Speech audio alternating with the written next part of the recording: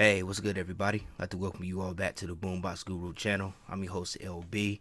So today I got a book review for each and every one of you. I know it's been a while since I've done one of these, but I recently just finished a very exciting autobiography by a legendary rap artist that I've been a fan of for like over 20 years. So I was really excited to get this autobiography because I definitely think that this particular individual has an amazing story that definitely needs to be told. So this book that I'm talking about today, this is Black C, a part of survival from the block to the booth, the autobiography. I think this came out back in August of 2023. I was a bit late on it. Uh, I don't know how it went under my radar, me being a fan of Black C and RBL Posse, man, but whatever the case, better late than never. I bought the book. I've already read it like twice. Probably after this review, I'm going to start it over and read it again and again. That's just how amazing this book is. So before I really dive into the book or do this brief review, for those of you who may not know about Black C, Black C, he's a rapper, record producer from the Bay Area, from San Francisco, California.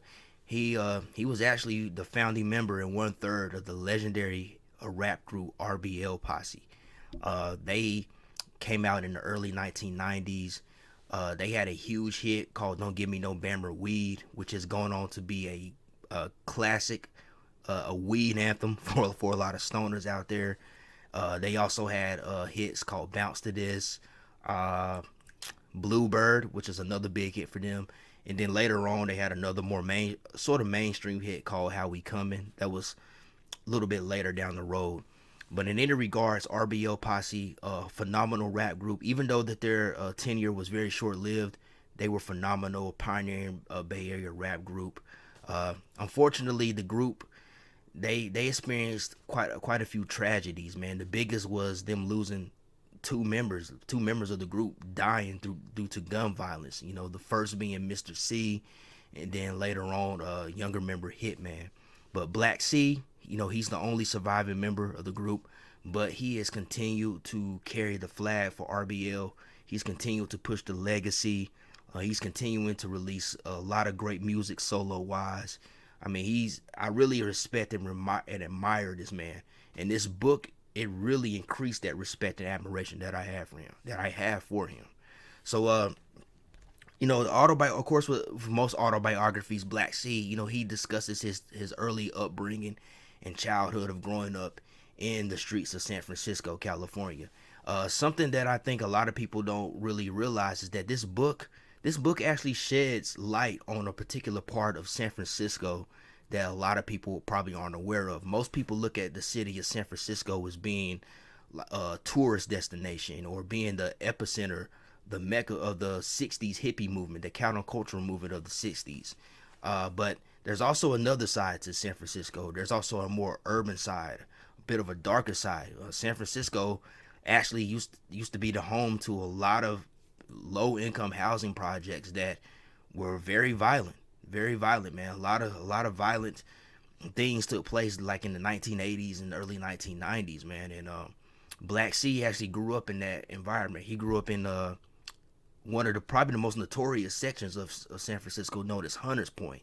He grew up in a neighborhood called Harbor Road, which even though he doesn't live there anymore, he continues to represent this day. And so this book covers his early childhood upbringings of growing up in 1970 San Francisco, you know, his adolescent years in the 1980s, as well as his success as a hip hop artist and producer in the 1990s. But for me, man, you know, I really think this book is really a lot deeper than just Black C simply telling his story, man. One thing I really took from this book after finishing it was that it's a true story of triumph, because Black C went through a lots of ups and downs. He went through a lot of hurdles to get to where he is today.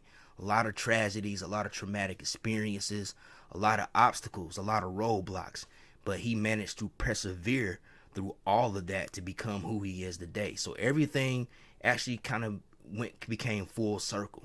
And it really made me gain a lot more respect for him as a person. Not that I never had any respect for Black C. It's just that when you read this book and you hear him tell his story of what he went through growing up as a child, and how he had to really grow up fast and be tough in order to survive. It really makes you, it just really increases that respect. It really makes you see this person in a different light, more positively. Black Sea, even in the interviews that I've watched, I could always tell that he's a reputable guy, that he's a stand up solid dude. In this book, it really reinforces that. That's more what I was trying to say. It really reinforces that about him. Uh, I really I really enjoyed how I just really enjoyed how descriptive this book was, because reading this book, I could just sit back and I could just vividly imagine everything that he was saying. Probably one of my favorite parts was at the beginning when he described his childhood of growing up in 1970 San Francisco. Like the way he described his family and like the hood and everything that he was growing up in, it kind of reminded me of a scene out of one of those 70s like black films, man, like what they call the blaxploitation era, like movies like Shaft and Foxy Brown and The Mac and so forth. It kind of reminded me of a scene out of those movies, man, where he talked about him being surrounded by like the funk and soul music, which really influenced his style as an artist and as a producer and so forth. The whole family dynamic that he had, with his pops and his moms and all his siblings and so forth, and just how they were as young kids roaming the streets of 1970s San Francisco. So I really liked how he tackled and described that particular era of the city. As far as him shedding more light on a particular part of San Francisco that people don't know about, he briefly touches on like the San Francisco turf wars. That's something that you can really do your own research about, man. There's plenty of articles on the internet about that. There's also countless news reports that people have uploaded on YouTube that cover those stories. But the San Francisco turf wars, that was a period in the late 1980s that lasted, I think, up until the early 90s, where these different projects and neighborhoods in Frisco were warring against each other. I mean, it was literal war. It was like this area against this area, like Fillmore against Hunters Point, like Hunters Point against Sunnydale, and so forth.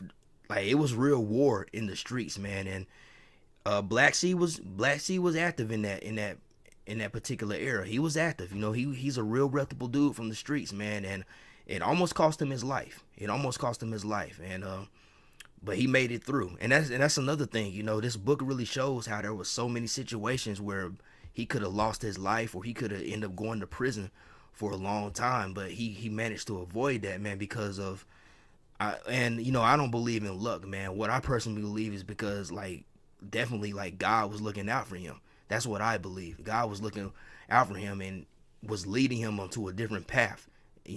Death and jail was not the path that he was meant to go towards, man. And you can just see how he manages to prevail through all the obstacles that he went through in life. But touching on the projects, man, I don't want people to get on here and thinking that I'm just like being negative about the projects and no more. Like, even though growing up in the hood can be difficult, one thing that really stood out to me in this book is how Black Sea described, especially during his early childhood, how growing up in the projects, man, everyone was a family.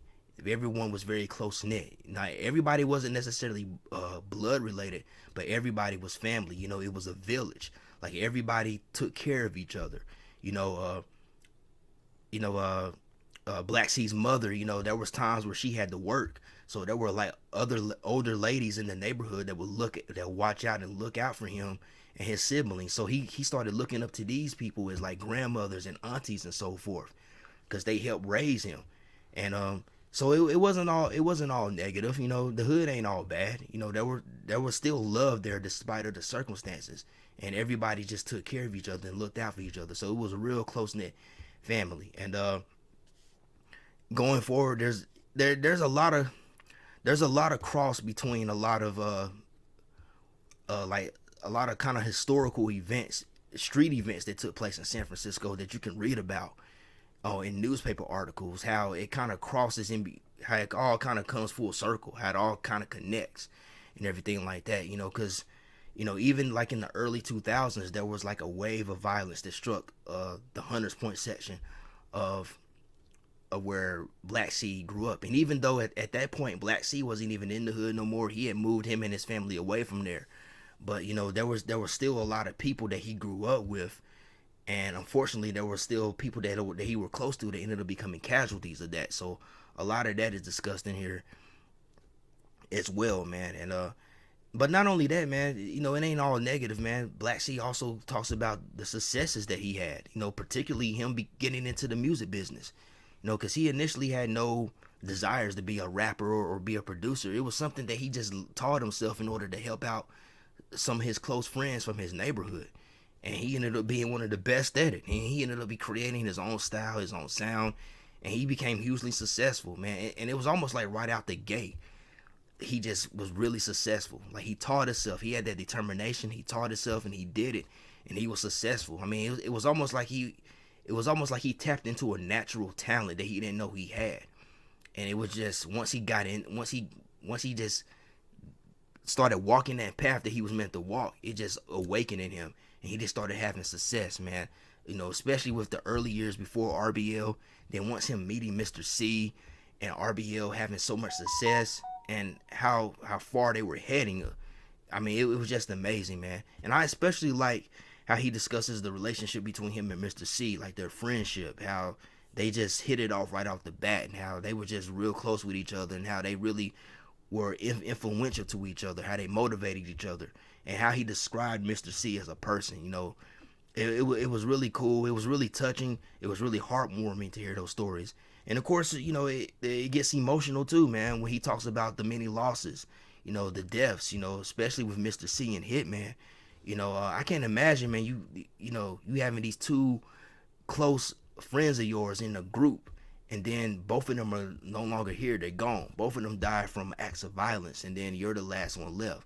So there was some moments where I kind of found myself trying to kind of put myself in Black C's like shoes, figuratively, like to kind of get a sense of what that must have felt like to just go through that tragedy and that trauma, man. We've all experienced that in our lives, but I couldn't help it as a reader to, like, my heart really went out to him when he talked about these things, when he talked about these particular subjects, man, because it was just touching. It was just touching, man. So he really hit the mark on there when talking about those things, man. But then also him, how he moved forward. You really see early on how he's transitioning from the streets to being what he is today, which is a successful entrepreneur and so forth. You're really seeing how he had that guidance.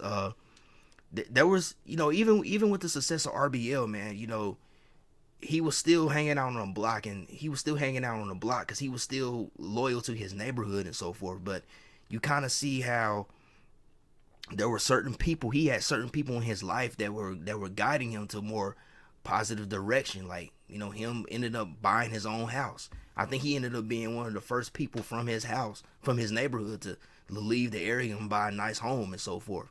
So you start to see that transition he's making from just being in the streets and just making music to actually taking them serious and really seeing the big picture of things, taking care of his family, and making wiser and better choices that would lead to his success and lead to where he is now in life.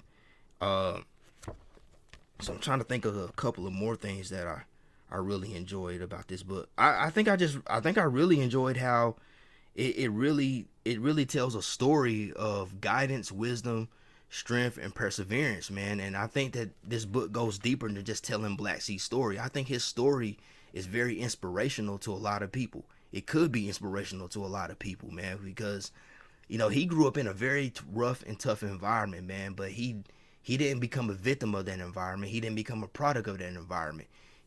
Although his growing up, although his environment did mold and shape him to who he was, to the man that he is, and it's still a part of him, he didn't let it take him down. Is basically what I'm trying to say. He didn't let the negative aspect of it take him down. Even though the negative aspect of it was in his life at one point, he learned from it. he learned from it and became a better person throughout of it, and he ended up being successful. And it also shows how success really is the best revenge. Because there was a lot of moments in this book where he talked about how there were people who he had grew up with and he had known for like 20 years or more that did a lot of things behind the scenes to try to snake him, to betray him. It was like every time it was jealousy. Yeah, it's also a story. His story is also how jealousy and envy can really make people want to hurt you and take you out. It really does, man. There was people that he grew up with for years that were trying to betray him. They were like doing things behind the scenes to try to derail him and his career and so forth. And he managed to prevail through all of that, man. He managed to prevail through all of that, and it all came around full circle. And unfortunately, a lot of those people that tried to take him down, they're either somewhere sitting behind some brick wall in a cell, or they're no longer here. They're no longer here, man. And as much as he wanted to really take exact revenge on it, he chose a better method by just continuing to push forward and be successful, man. But this book, man, I really enjoyed this book. Especially being a fan of RBL Posse, man. I was just really excited to see that Black C had written an autobiography, because Black C is not an artist that's widely known by the mainstream and so forth. Like, you really have to be somebody that's a fan of West Coast hip hop or hip hop in general to really know who this man is and who RBL Posse is. And the fact that he wrote about autobiography and he's telling these stories and going into detail about how he grew up and how he became who he is, man, it was just amazing and exciting to me to finally read it. Because I'm actually, as of the recording of this video, I'm actually on my second time reading this book, because it's just that good. I mean, from the first chapter all the way to the last, man, I couldn't put it down. Like, the day I got this book, the day it got in the mail, I read it and I just didn't stop reading it. I tried to make myself not read it, and I just couldn't. It was just page after page. I just wanted to continue and continue, because that's just how good his story is, man. So this is definitely a great book. I'm so glad to have it in my collection, man. Definitely recommend this to anybody out there, man. Even if you're not a fan of RBL Posse or really know much about him, this book could definitely be a gateway to RBL Posse. Definitely go check out their music and everything like that. But this book, I highly recommend it because of the whole learning lesson from it, of strength, determination, perseverance, and guidance, man. Like, I'm pretty sure that somebody could read this book and it could definitely spark something positive in them to maybe take their life in a different direction if they're heading down the wrong path, man. Because Black C, he really is a true success story that, you can overcome the odds and be really successful, that you can accomplish a lot and overcome it. If anything, you can take those ups and downs, those trials and tribulations, and you can turn that into the motivation to get you to prevail and become bigger than that. You know what I'm saying? And I think that's what Black C has done, man. So very, very great book, man. I'm really glad that Black C wrote this book, man, because I'm pretty sure I'm pretty sure he's already touched a lot of people with this book, man. He's already said in interviews that they're gravitating to this book the same way people gravitated to the first RBL album, A Lesson to Be Learned. Like, people are really becoming motivated and inspired by this book, man. And I'm glad to see that. I'm glad to see Black C still out here doing his thing and carrying on the RBL legacy, man. So a big shout out to Black C for this book. A big shout out to RBL Posse. R.I.P. to Mr. C. R.I.P. to Hitman. You know what I'm saying? Like, that legacy still lives on through the music. Black C is still carrying the flag for RBL, man. And this is just another addition. This book is just another addition to that legacy, man. So definitely go and check this book out. Black C, A Part of Survival, From the Block to the Booth, the autobiography. Definitely a dope read, man. I guarantee you, if you get this book, you're going to want to read it multiple times, just like me. That's just how good it is.